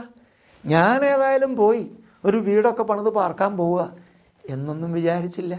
യഹോവയായ ദൈവം അബ്രഹാമിനെ അനുഗ്രഹിക്കുന്നത് കണ്ടതിനാൽ ആ മക്കളും ആ ദൈവത്തിൻ്റെ വഴിയിൽ, അബ്രഹാം കൂടാരങ്ങളിലാണോ വാഗ്ദത്ത ദേശത്ത് എത്തിയിട്ടും പാർക്കുന്നത്, ഞങ്ങളും അങ്ങനെ തന്നെ. തൻ്റെ മക്കളെ ദൈവവഴിയിൽ നടത്തുവാൻ അബ്രഹാം അത്രമാത്രം ശ്രദ്ധാലുവായിരുന്നു. ഈ കാലത്ത് ദുഃഖകരമായ ഒരു വസ്തുത നാം ഏറ്റു പറയേണ്ടിയിരിക്കുന്നു. നമ്മുടെ മക്കളെ ഡോക്ടർമാരാക്കാൻ, അവരെ എഞ്ചിനീയർമാരാക്കാൻ, അവരെ ഉന്നത വിദ്യാഭ്യാസമുള്ളവരാക്കാൻ, അവർക്ക് ധനസമ്പാദന മാർഗങ്ങൾ തുറന്നു കൊടുക്കുവാൻ ഇതിനൊക്കെ നാം ധാരാളം ശ്രമിക്കും. ഒരു തെറ്റുമില്ല കേട്ടോ, അങ്ങനെ ആക്കുന്നതിൽ ഒരു തെറ്റുമില്ല. ദൈവം അനുവദിച്ചാൽ നമ്മുടെ മക്കൾ ഡോക്ടർമാരും എഞ്ചിനീയർമാരും ഒക്കെ ആകട്ടെ, സന്തോഷം, അഭിമാനം. എന്നാൽ കുഴപ്പം എവിടെയാണെന്ന് ചോദിച്ചാൽ അവരുടെ ആത്മീക അഭിവൃദ്ധിയെക്കുറിച്ച് നാം ചിന്താലുക്കളല്ല. ആ കാര്യത്തെക്കുറിച്ച് നമുക്ക് വലിയ ഭാരമില്ല. അവർക്ക് അഡ്മിഷൻ കിട്ടുവാൻ, അവരുടെ കാര്യങ്ങൾ നടത്തുവാൻ നാം ഒത്താശകൾക്കായി പോകും, റെക്കമെൻഡേഷൻസിന് വേണ്ടി പോകും. അത് മക്കളെ അതിനുവേണ്ടി പ്രേരിപ്പിക്കും, നിർബന്ധിക്കും, മറ്റുള്ളവരുടെ ശുപാർശകൾക്ക് വേണ്ടി പോകും, എന്തെല്ലാം കാര്യങ്ങൾ ചെയ്യും. എന്നാൽ നമ്മുടെ മക്കൾ ദൈവവഴിക്ക് നടക്കുന്നുണ്ടോ, അവർ ശരിയായ പാതയിലാണോ എന്ന് ആരാഞ്ഞറിയുവാൻ, അതിൽ ഗൗരവമായിട്ട് ചിന്ത വയ്ക്കുവാൻ, അവർക്ക് വേണ്ടി പ്രാർത്ഥിക്കുവാൻ, ദൈവസനിൽ ജാഗരിക്കുവാൻ, അവരെ ഓർത്ത് ദുഃഖിക്കുവാൻ, അവരുടെ ആത്മീക അഭിവൃദ്ധിക്ക് വേണ്ടി എല്ലാം ചെയ്യുവാൻ നാം എന്തുമാത്രം ബദ്ധശ്രദ്ധരാകുന്നുണ്ട്. പലപ്പോഴും അതൊക്കെ ദൈവം നടത്തും എന്നുള്ള ഒരു അവജ്ഞയോടുകൂടിയ മനോഭാവവും അവരുടെ ഭൗമിക ശാരീരിക ആ ഉന്നമനത്തിനു വേണ്ടി എന്തും ചെയ്യാൻ മുതിരുകയും ചെയ്യുക. പക്ഷേ അബ്രഹാം നമ്മെ പഠിപ്പിക്കുന്നു, അവരുടെ ആത്മീകമായ അഭിവൃദ്ധിക്ക് വേണ്ടി അവരെ ദൈവഭയത്തിൽ വളർത്തുവാൻ തക്കവണ്ണം മാതൃകയായി നിന്നുകൊണ്ടും അവരെ പഠിപ്പിച്ചും ഉപദേശിച്ചും കൊണ്ടും നാം പ്രവർത്തിക്കേണ്ടതാണ്. തോൽവി അടഞ്ഞിട്ടുണ്ടെങ്കിൽ ആ വിടവുകളെ നികത്തുവാൻ ദൈവം നമ്മെ സഹായിക്കുമാറാകട്ടെ. അബ്രഹാം ഒരു നല്ല അതിഥി സൽക്കാരപ്രിയനായിരുന്നു. അത് പുതിയ നിയമത്തിൽ ഒരു ക്രിസ്തീയ വെർച്യു, ഒരു ക്രിസ്തീയ ഗുണം ആയിട്ട് എടുത്തു പറയുന്നുണ്ട്. അതിഥി സൽക്കാരം നിലനിൽക്കട്ടെ എന്ന് നാം വായിക്കുന്നുണ്ട്. അതുകൊണ്ട് അതിഥി സൽക്കാരം എന്നുള്ളത് കേവലം ഒരു ഫാൻസി, ഒരു രസത്തിന് അല്ലല്ല. ദൈവഭക്തന്മാർക്ക്, പഴയ നിയമത്തിലായാലും പുതിയ നിയമവിശ്വാസികൾക്കായാലും ദൈവം ആഗ്രഹിക്കുന്ന ഒരു കാര്യമാണ് അതിഥി സൽക്കാരം എന്നുള്ളത്. അബ്രഹാമിൻ്റെ അതിഥി സൽക്കാരത്തെക്കുറിച്ച് രേഖപ്പെടുത്തിയിരിക്കുന്ന ഭാഗം വായിച്ചാൽ, ഉൽപ്പത്തി പുസ്തകം 18-ാം അധ്യായത്തിൻ്റെ 1 മുതലുള്ള വാക്യങ്ങൾ വായിക്കുമ്പോൾ അബ്രഹാം 2-3 യാത്രക്കാർ പോകുന്നതായിട്ട് കണ്ടു. പോണെങ്കിൽ പോകട്ടെ എന്ന് വിചാരിക്കുകയല്ല. അബ്രഹാം ഓടി വന്നു, അവരുടെ മുൻപാകെ കുനിഞ്ഞു നിന്ന് അവരോട് അപേക്ഷിക്കുക. എന്താ അപേക്ഷിക്കുന്നത്? എന്തെങ്കിലും തരാനാണോ? അല്ലല്ലല്ല, അപേക്ഷ കഴിക്കുന്ന ഇതാ, നിങ്ങൾ ദയവായി ഈ തണലിൽ ഇരിക്കേ, ഞാൻ പോയി ഭക്ഷണം പാകം ചെയ്ത് കൊണ്ടുവരാം, നിങ്ങളത് കഴിച്ചിട്ട് പോയാൽ മതി. ഇതാണ് അപേക്ഷ. അവർ സമ്മതിച്ചു. അവർ ദൈവദൂതന്മാരാണെന്ന് അറിഞ്ഞിട്ടൊന്നുമല്ല കേട്ടോ. കാരണം നാം എബ്രായ ലേഖനം 13-ാം അധ്യായത്തിൻ്റെ 2-ാം വാക്യത്തിൽ വായിക്കുന്നുണ്ട്, അറിയാതെ ദൈവദൂതന്മാരെ സൽക്കരിച്ചു എന്ന്. അറിഞ്ഞല്ല, വെറും മനുഷ്യരാണെന്ന് വിചാരിച്ച അബ്രഹാം ചെയ്തത്. എന്നിട്ട് ഇവരെ സൽക്കരിക്കുവാൻ തക്കവണ്ണം എന്തെങ്കിലും ഒന്നും പെറുക്കി കൊടുക്കുക, അങ്ങനെയല്ല. ഓടിച്ചെന്നും ഭാര്യയോട് പറഞ്ഞു, നീ മാവെടുത്ത് കുഴച്ച് വേഗം അപ്പമുണ്ടാക്ക്. അവിടെ നിന്ന് ഓടി ദാസനെ വിളിച്ച് പറഞ്ഞു, തടിപ്പിച്ച കാളക്കുട്ടിയെടുത്ത് അറുത്ത് നീ വേഗം തയ്യാറാക്ക്. എന്നിട്ട് ഈ തയ്യാറാക്കിയ ഭോജനങ്ങളും പാൽ, കട്ട, വെണ്ണ ഇതെല്ലാം കൂടെ ഇവരുടെ മുൻപാകെ വെച്ചുകൊണ്ട് കുനിഞ്ഞു നിന്ന് അവരെ ശുശ്രൂഷിക്കുകയാണ്. അതിഥി സൽക്കാരം. പുതിയ നിയമത്തിൽ ക്രിസ്തു വിശ്വാസികൾക്ക് ആവശ്യം വേണ്ടതായ ആ വലിയ ഗുണം അബ്രഹാമിൽ ഉണ്ടായിരുന്നു. നല്ല അതിഥി സൽക്കാര പ്രിയനായിരുന്നു അബ്രഹാം. അബ്രഹാമിനെ കുറിച്ചുള്ള ചില സാക്ഷ്യങ്ങൾ വേദപുസ്തകത്തിൽ രേഖപ്പെടുത്തിയിട്ടുണ്ട്. ചില സാക്ഷ്യങ്ങളെന്ന് പറഞ്ഞാൽ ദൈവം അബ്രഹാമിനെ കുറിച്ച് പറയുന്ന സാക്ഷ്യവും മനുഷ്യർ പറഞ്ഞ ചില സാക്ഷ്യങ്ങളും നമുക്ക് കാണുവാൻ തക്കവണ്ണം സാധിക്കും. ദൈവം അബ്രഹാമിനെ കുറിച്ച് പറയുന്നത് യെശയ്യാ പ്രവചനം 41 അധ്യായത്തിൻ്റെ 8 വാക്യത്തിൽ പറയുന്നത് അബ്രഹാം എൻ്റെ സ്നേഹിതനാകുന്നതെന്നാണ്. ഇത് നമുക്ക് ഉൾക്കൊള്ളാൻ തന്നെ പ്രയാസമാണ്. സർവശക്തനായ ദൈവം ഒരു മനുഷ്യ കീടമായ അബ്രഹാമിനെ കൊണ്ട് പറയുന്നത് അബ്രഹാം എൻ്റെ സ്നേഹിതനാകുന്നു. അസാമാന്യമായ കാര്യം. യാക്കോബ് അത് ആവർത്തിക്കുന്നതായിട്ട് കാണാം. യാക്കോബിൻ്റെ ലേഖനം 2 അധ്യായത്തിൻ്റെ 23 വാക്യത്തിൽ അബ്രഹാമിനെ കുറിച്ച് പറയുമ്പോൾ അവൻ ദൈവത്തിൻ്റെ സ്നേഹിതൻ എന്ന് വിളിക്കപ്പെട്ടവനാകുന്നു. ദൈവത്തിൻ്റെ സ്നേഹിതൻ. ദൈവം സ്നേഹിതൻ എന്ന് കണക്കാക്കുകയും വിളിക്കുകയും ചെയ്യുമ്പോഴുള്ള പ്രത്യേകത എന്താണെന്നറിയാമോ? കർത്താവായ യേശു ക്രിസ്തു ശിഷ്യന്മാരോട് ഒരിക്കൽ പറഞ്ഞു, യോഹന്നാൻ 15:15 അത് വെളിപ്പെടുത്തിയിട്ടുണ്ട്. എന്താണെന്നറിയാമോ? ഞാൻ നിങ്ങളെ എൻ്റെ ദാസന്മാർ എന്നതിനേക്കാൾ എൻ്റെ സ്നേഹിതന്മാർ എന്നാണ് വിളിക്കുന്നത്. എന്നിട്ട് പിന്നെ പറയുന്നത് എന്താണെന്നറിയാമോ?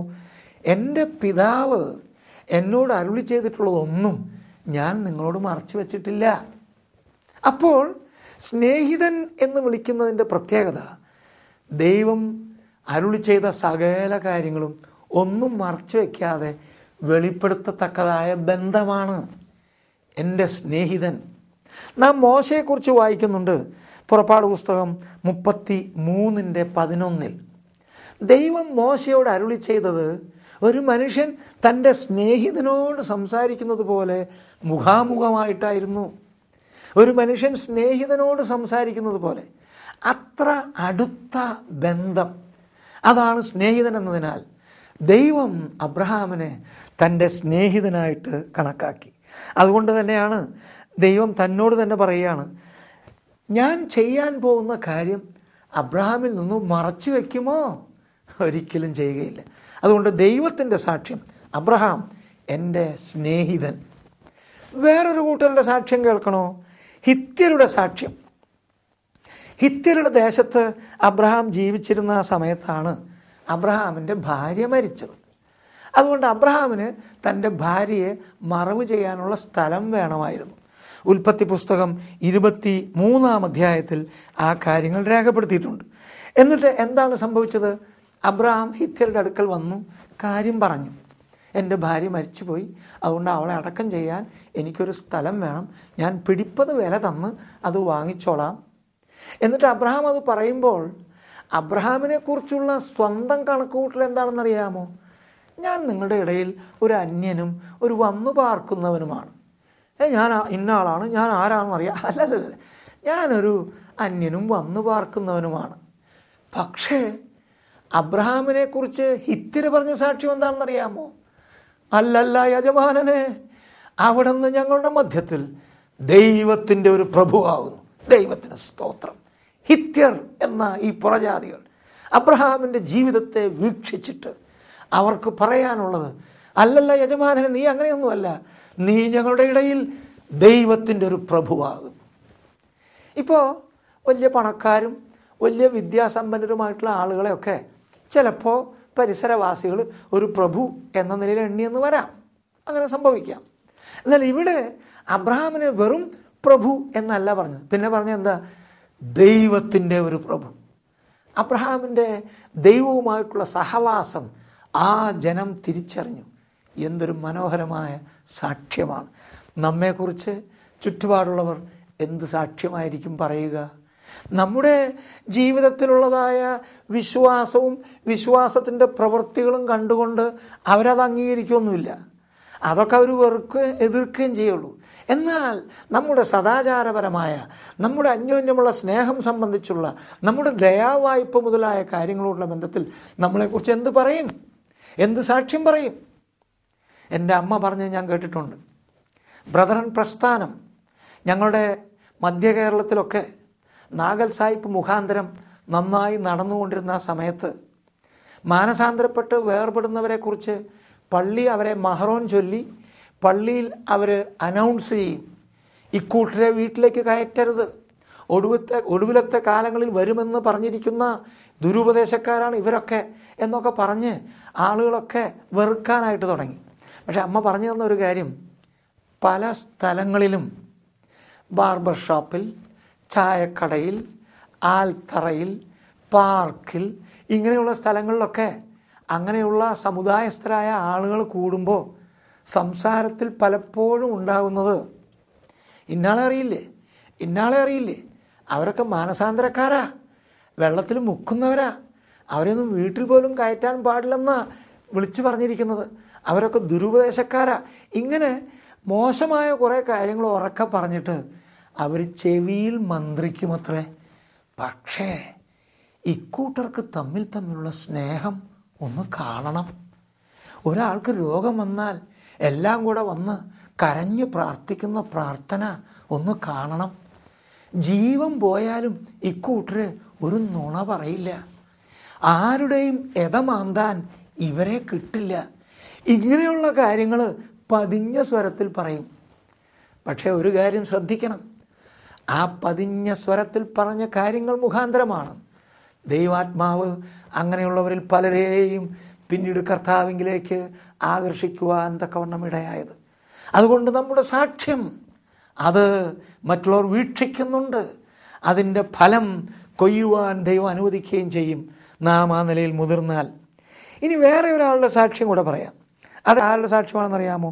അബിമലേക്ക് എന്ന ഒരു രാജാവ്, താനൊരു ഫെലിസ്ത്യനാ, ഗെരാറിലെ രാജാവായിരുന്നു. അബിമലേക്ക് ഒരിക്കൽ വന്ന് അബ്രഹാമിനോട് പറഞ്ഞു, നമുക്ക് തമ്മിൽ സഖ്യം ചെയ്യണം. അതങ്ങനെ വന്ന് പറയാൻ എന്താ കാര്യം? അയാളൊരു രാജാവാണ്, അയാൾക്ക് സൈന്യമുണ്ട്, രാജ്യമുണ്ട്. എന്നിട്ട് ഈ വന്നു പാർക്കുന്ന അബ്രഹാമിൻ്റെ അടുക്കൽ വന്ന് നാം തമ്മിൽ സഖ്യം ചെയ്യണം, നീ ഞങ്ങൾക്കോ ഞങ്ങൾ നിനക്കോ ഒരു ദോഷവും ചെയ്യുകയില്ല എന്ന് ഒരു ഉടമ്പടി ചെയ്യണം. എന്നിട്ട് അത് പറഞ്ഞിട്ട് അത് പറയുവാൻ താൻ പ്രേരിതനായ കാര്യം താൻ അവിടെ പറയുന്നുണ്ട്. എന്താണെന്നറിയാമോ? നീ ചെയ്യുന്ന സകല കാര്യങ്ങളിലും ദൈവം നിന്നോട് കൂടെയുണ്ട് എന്ന് ഞാൻ അറിയുന്നു, അതുകൊണ്ട് വരിക, നാം തമ്മിൽ സഖ്യം ചെയ്യുക. അബീമലേക്ക് നോക്കിയപ്പോൾ കണ്ടു, അബ്രഹാം ചെയ്യുന്ന ഓരോ ചെയ്തികളിലും ദൈവത്തിൻ്റെ സാന്നിധ്യം അവനോട് കൂടെയുണ്ട്, ദൈവം അവനെ സഹായിക്കുന്നുണ്ട്. അത് കണ്ടുകൊണ്ടാണ് അബീമലേക്ക് വന്ന് ഈ വാക്കുകൾ പറഞ്ഞത്. അതുകൊണ്ട് അബ്രഹാമിനെ കുറിച്ചുള്ള സാക്ഷ്യം അതിമനോഹരമായ സാക്ഷ്യങ്ങളായിട്ട് നമുക്ക് കാണുവാൻ സാധിക്കും.